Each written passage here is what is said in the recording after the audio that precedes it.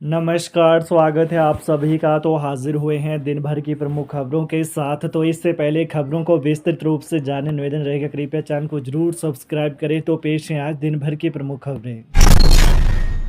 शिमला में public toilet अब free नहीं, महिला पुरुष दोनों को देने होंगे 500 रुपये। राजधानी में सार्वजनिक शौचालयों के इस्तेमाल पर अब महिला और पुरुष दोनों को 5 रुपये शुल्क चुकाना होगा। नगर निगम नए साल से शहर के 30 सार्वजनिक शौचालयों में शुल्क वसूली की व्यवस्था शुरू करने जा रहा है।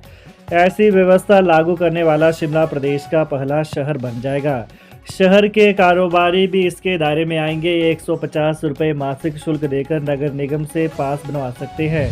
पास दिखाकर कारोबारी और इनके सेल्समैन महीने भर तक सार्वजनिक शौचालय का इस्तेमाल कर सकेंगे। महापौर सुरेंद्र चौहान की अध्यक्षता में आज हुई नगर निगम की मासिक बैठक में इस प्रस्ताव को मंजूरी दी गई। सदन में सिर्फ कांग्रेस पार्षद नरेंद्र ठाकुर ने इस प्रस्ताव का विरोध किया। निगम प्रशासन के अनुसार शहर में अभी 130 सार्वजनिक शौचालय हैं। ज़्यादातर शौचालयों में कोई शुल्क नहीं लिया जा रहा है। जयराम ठाकुर बोले, बजट में घोषित आदर्श स्वास्थ्य संस्थाओं का क्या हुआ, भाषण देकर भूल जाते हैं सूबे के मुखिया। पूर्व मुख्यमंत्री एवं नेता प्रतिपक्ष जयराम ठाकुर ने मुख्यमंत्री से पूछा है कि पहले बजट के दौरान प्रदेश के लोगों से आदर्श स्वास्थ्य संस्थान खोलने का जो वादा सरकार द्वारा किया गया था उसका क्या हाल है।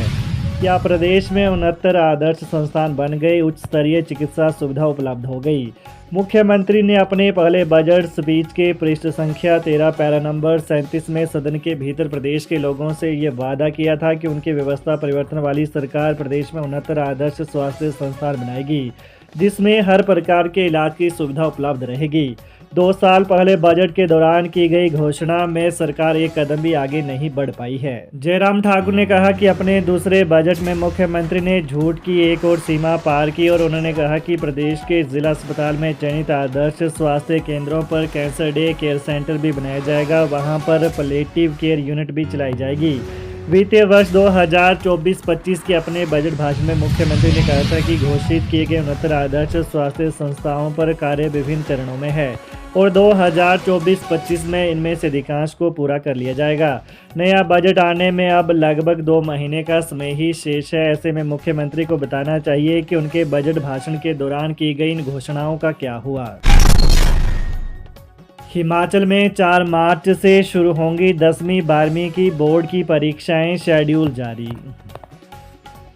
हिमाचल प्रदेश स्कूल शिक्षा बोर्ड की मार्च 2025 में होने वाली 10वीं 12वीं की वार्षिक परीक्षाएं 4 मार्च से शुरू होंगी। शिक्षा बोर्ड ने मैट्रिक और जमा 2 की नियमित एवं राज्य मुक्त विद्यालय की वार्षिक परीक्षा, कंपार्टमेंट अतिरिक्त विषय श्रेणी सुधार परीक्षा के लिए प्रस्तावित शेड्यूल जारी किया है।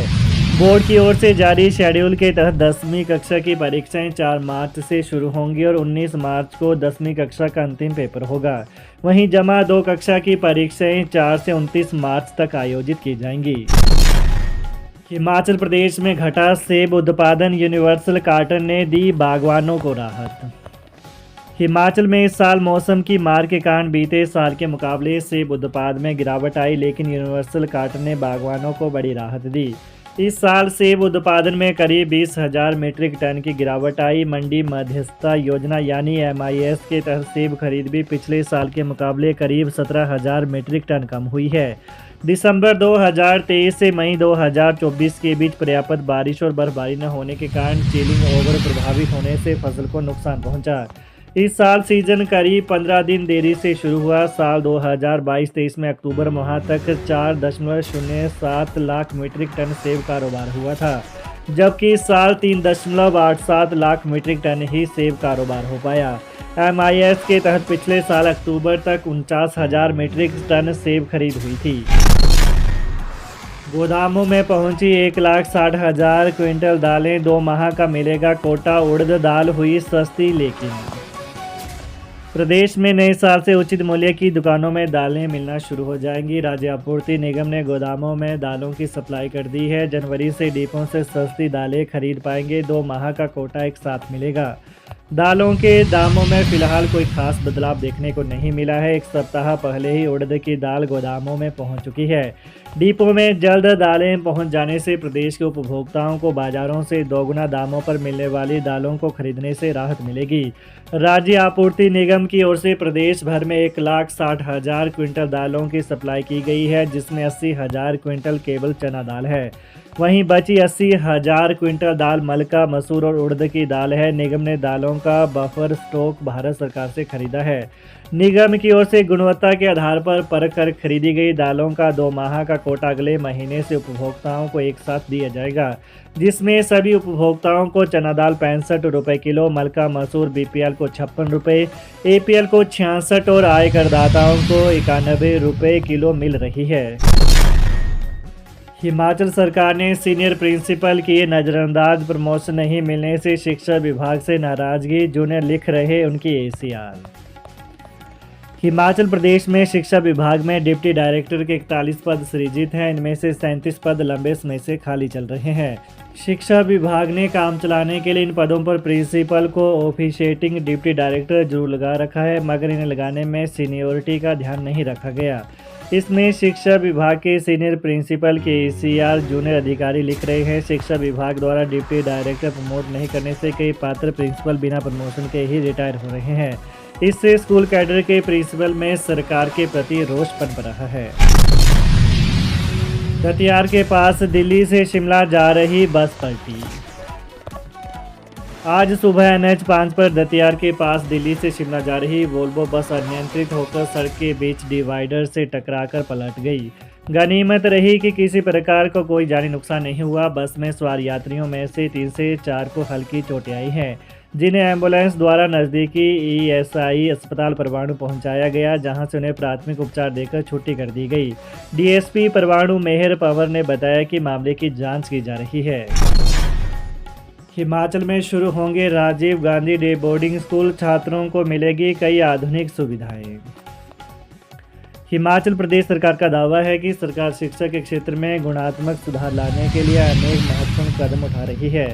जानकारी के अनुसार हिमाचल सरकार द्वारा चरणबद्ध तरीके से राजीव गांधी डे बोर्डिंग स्कूलों का निर्माण किया जा रहा है। कांगड़ा जिले के नगरोटा, भगवान, ज्वालामुखी, फतेहपुर, पालमपुर और जयसिंहपुर विधानसभा क्षेत्रों के साथ साथ हमीरपुर जिले के भोरंज विधानसभा क्षेत्र में ऐसे 6 स्कूलों का निर्माण कार्य शुरू हो चुका है, जिसमें प्रत्येक स्कूल में प्री प्राइमरी से कक्षा 12वीं तक कम से कम 1000 छात्रों को समायोजित करने की क्षमता होगी। अप्रैल 2025 से शुरू होगी BPL परिवारों की सूची में संशोधन की प्रक्रिया, नए मापदंड होंगे तैयार। मुख्यमंत्री सुखविंदर सिंह सुक्खू ने ग्रामीण विकास एवं पंचायती राज विभाग की समीक्षा बैठक की अध्यक्षता करते हुए कहा कि प्रदेश में अप्रैल 2025 में BPL परिवारों की सूची में संशोधन की प्रक्रिया शुरू होगी। उन्होंने अधिकारियों को निर्देश दिए कि BPL सूची में केवल पात्र परिवारों को ही सम्मिलित करना सुनिश्चित किया जाए तथा इस संबंध में नए मापदंड तैयार किए जाए। उन्होंने विभाग को निर्देश दिए कि इन मापदंडों को 5 जनवरी 2025 से पहले तैयार करना सुनिश्चित किया जाए, ताकि इसके उपरांत इस संबंध में मंत्रिमंडल से स्वीकृति दी जाएगी। नए दिशा निर्देशों को जनवरी 2025 में होने वाली ग्राम सभा में आम जनता के साथ साझा किया जाएगा। तो ये रही दिन भर की विशेष खबरें। हिमाचल की ताज़ा खबरों को जानने के लिए कृपया चैनल को अभी सब्सक्राइब करें। धन्यवाद।